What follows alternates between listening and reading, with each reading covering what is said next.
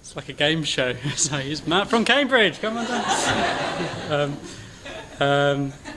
Yeah, I really enjoyed sort of preparing this because yeah, sort of you just have to give a short sort of life story really, and then leading up to why you sort of try and lead a Dharma life, I guess. And it's been great because I've had a really sort of fortunate life, I guess. I've had a really, really great upbringing and yeah, really lovely, supportive family.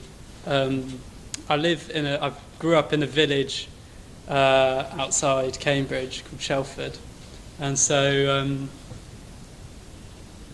yeah, so I had a really lovely family and also a really lovely group of friends. I've sort of had 3 best friends from since we were about like 3 or 4 or something, and they're still my best mates now. It's funny, we all lived in a like sort of 1 mile radius of each other in this village in Shelford, and now we all work in a 1 mile radius of each other in the centre of London, like 20 years later. So, but yeah, yeah, I had these 3 sort of friends, and I guess reflecting on my childhood, it's just like spent most of the time just going around each other's houses, basically. My friends Mike, Nick and Steve, and we just spend a lot of the time just going around each other's houses and just like playing in like fields and our gardens around where we lived. And so yeah, I had this friend called Steve. We used to go around his house and me and him used to play this game. This was when we were like, you know, like 5, 6, 13, 14. We used to play this game where we were like knights, basically. We played this one game which was brilliant. We just go into his garden, and it's like, you know, it was only about like 20 metres by like 20 metres or something. But to us it was like, when we went out, it was like this realm where we were these knights, we sort of like rogue knights, and I'll tell you what, like, you know, the details of the game is quite detailed. So we were like these rogue knights, and we were trying to gather all of these like rebels to like overcome the like evil empire sort of thing, sort of like Star Wars but with knights. And we sort of like we go around like every corner of the garden, even though we're about 5 meters apart. But every corner we went into was like a different place, basically. So a different town, a different people. And we might go around with sticks. It was just us 2, and maybe just like a stick, which was like a sword or whatever you wanted it to turn into. So we'd go around there, and so each corner, yeah, and we'd walk these 5 meters. We'd like 5 meters to the next corner of the garden, but we'd be like, and 2 days passed as they travelled.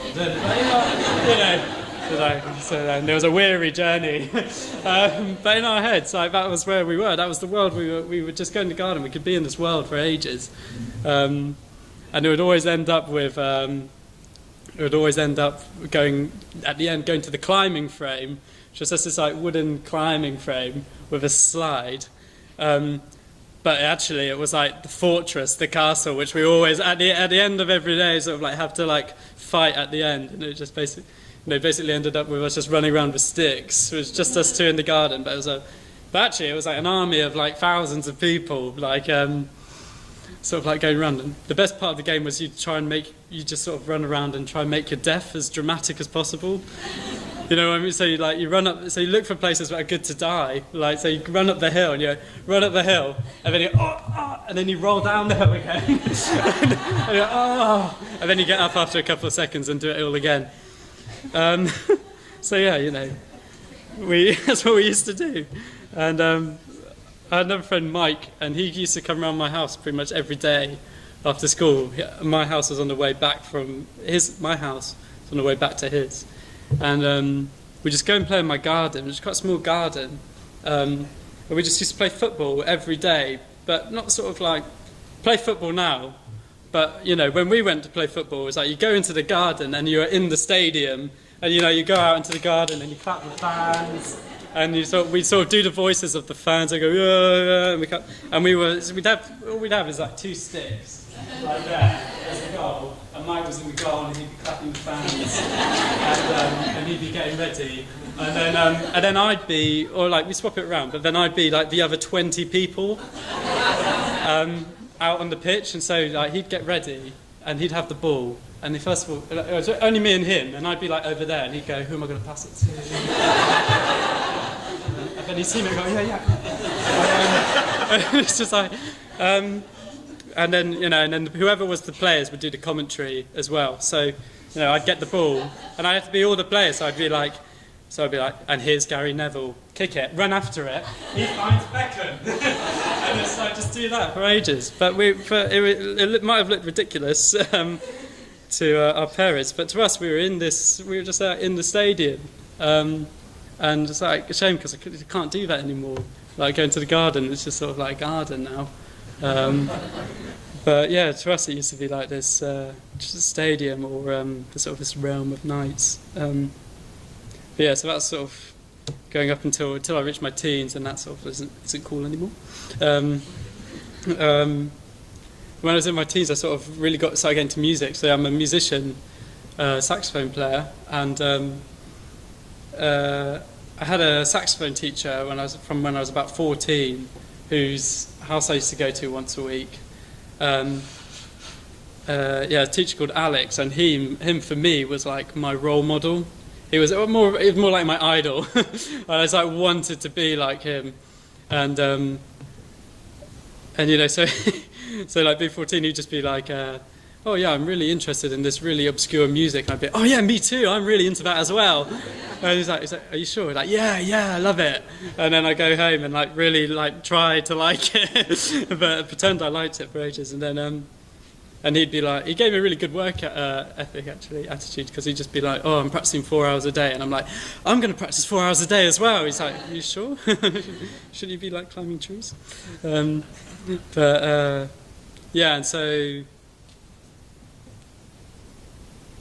yeah, but I soon realised that like music was what I really wanted to do, and going to music college, because Alex went to music college, my teacher said I wanted to go to music college. Going to music college was like my dream, and it was like if I didn't think about my life past music college. So when I was like 15, it doesn't matter about past music college, because once I'm there, like that's the goal. Like I'll have done it.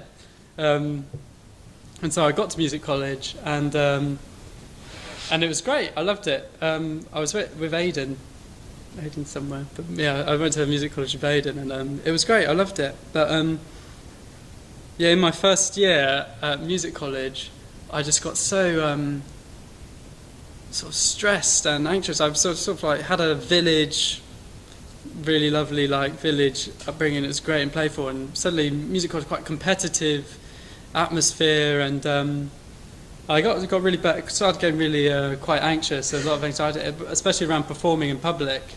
So and it sort of got really bad at times. So I was like, I couldn't really play in public at all, basically, because I would go up to play and my hands would be shaking so much that I couldn't even put the fingers down, and I was like, I remember one time just like I practiced this sort of like this solo for a jazz band, like so hard, and then I got to the point and I stood up to play it, and my mind just went totally blank, and I just went all red, and I was like, and then it was gone, and then I sat down again.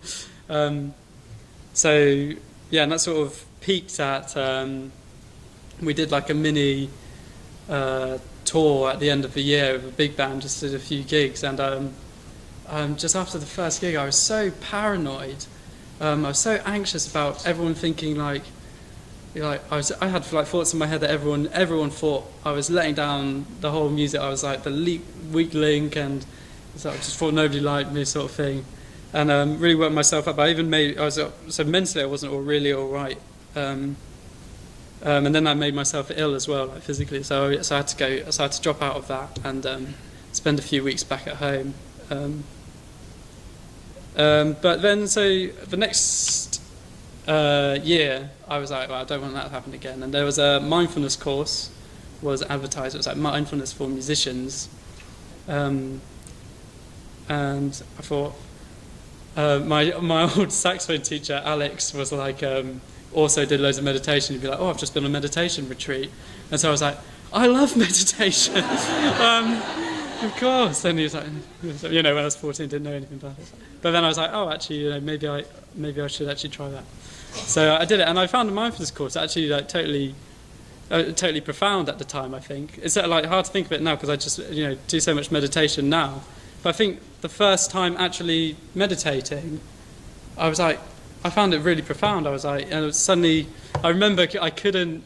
The teacher kept telling me like your thoughts aren't facts. Your thoughts aren't facts. And it took me weeks to get get that into my head. I was like, I don't know what you're talking about. My thoughts aren't facts. What is there? But yeah, I found, and so I wanted to continue meditating after that. And one of the places that she recommended, I think, was to go to the LBC to follow up for meditation. So yeah, I ended up going to the LBC just to sort of meditate, and I ended up going on a Dharma night. And on Dharma night, we sort of have meditation in the first half, and then we have a talk like this, on the previous nights. And it was Jan Navacha was giving a talk. I can't really remember anything he said in the talk, but I can remember just like sitting there for the whole time, just going like, "Yep, that's true. Yeah, yeah, I always do that. Yeah, that's true." And then afterwards I was like, that guy knows something. And Dharma means like truth, and I sort of like had a bit of issue with that, because it's like, it's like at church when it's like, this happens, this happens, this happens, and it's the truth because it's in the Bible or something. And so I was sort of thinking like, this happens, and it's the truth because it's the Dharma. But it was more like, oh yeah, that's true. It's just like you hear it and you go, yeah, that's true, I do that, yeah, that's true. So it's sort of like truth in that sense, rather than like trying to make yourself believe it's true, I found. And so I thought it was so good. I came back the next week to hear him talk again. But he wasn't there. And Subhadramati was there, and I can remember being at the start really outraged. Because I'd gone and I was like, I wanted to go and meditate, and then I wanted to go and hear this guy that I really liked.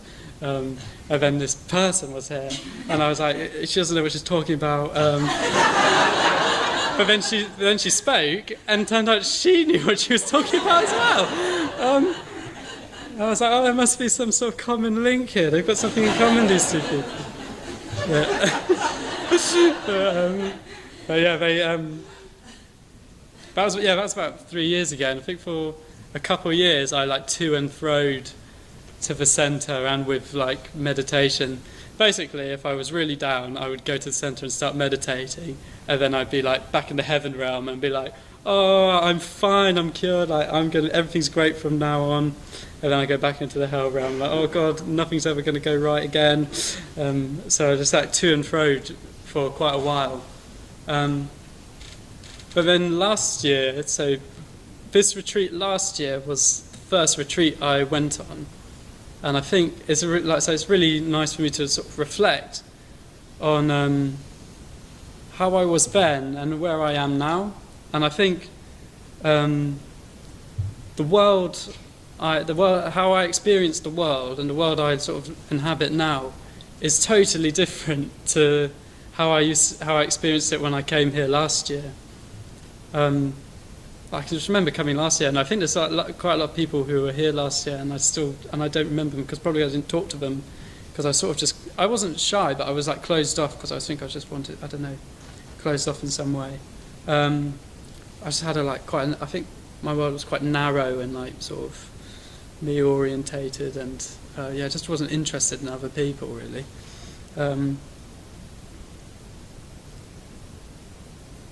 But yeah, so since then, in this last year, I've basically just been trying to. Since this retreat, I just realised I wanted to try and I just felt such a change just from being here for 5 days.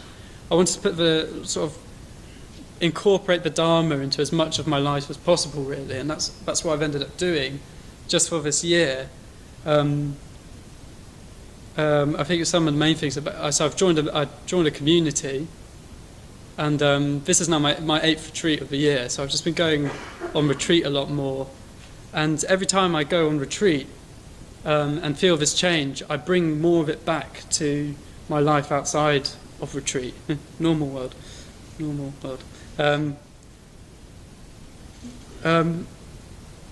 And and it's sort of like, I guess the way to describe how I feel my world is a bit now, compared to when it was last year. I guess with the communication exercise, there was so much more. We weren't just saying the words to each other. Like afterwards, you weren't just getting up afterwards and being like, "Wow, we just said cows in the field like 100 times to each other." People made real connections, and like at the end, everyone's like hugging each other, and there's so much more depth in communication just in that little session, just in that hour. We made so much more. There's so much more meaning in the communication, and I guess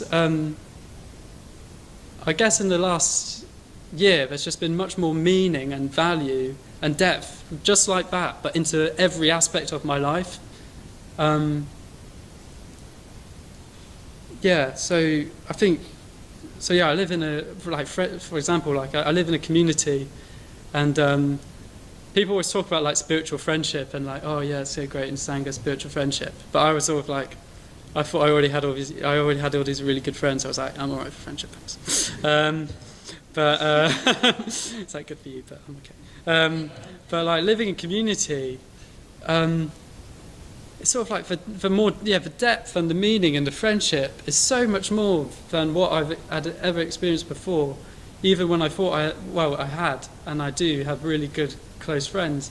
I mean, like for example, I live with Dayanata, and he's just had an exam recently, which he was quite worried about, and we were sort of all helping him revise for it, and he was quite worried about it, and then I think everyone started getting really worried about it. Everyone was, and I don't think I've ever been so invested in something that wasn't to do with me, but with someone. I was suddenly like really like, I was like, is it today? He's like, no, it's in 3 days. Okay. And then it's like every morning he's like, is it today? He's like, no, it's in like 3. Okay. And then I still remember so he had the exams. Like, how did it go? He's like, I won't find out until like a month. Oh God. It's like, have you got the results back yet? It's like, no, not yet. And I remember getting the WhatsApp message, WhatsApp group, and he sent me a message that he passed. And I was like fist bumping the air. I was like, yes. I was just like so invested in his life. I was so we're all so invested in each other's lives.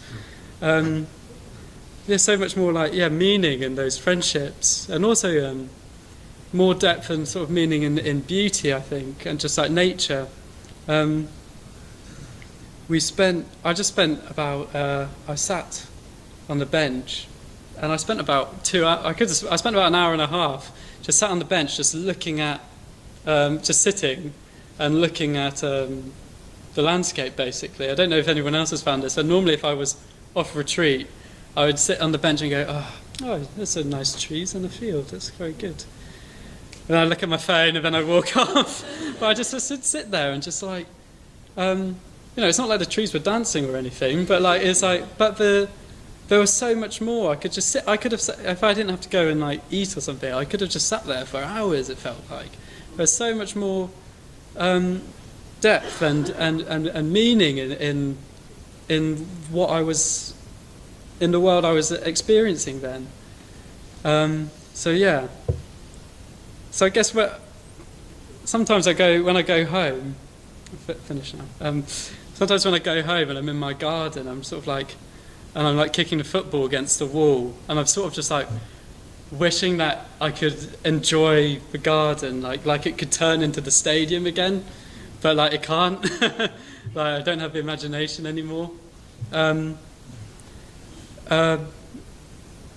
But just like those things, like the garden would transform into something much more vibrant.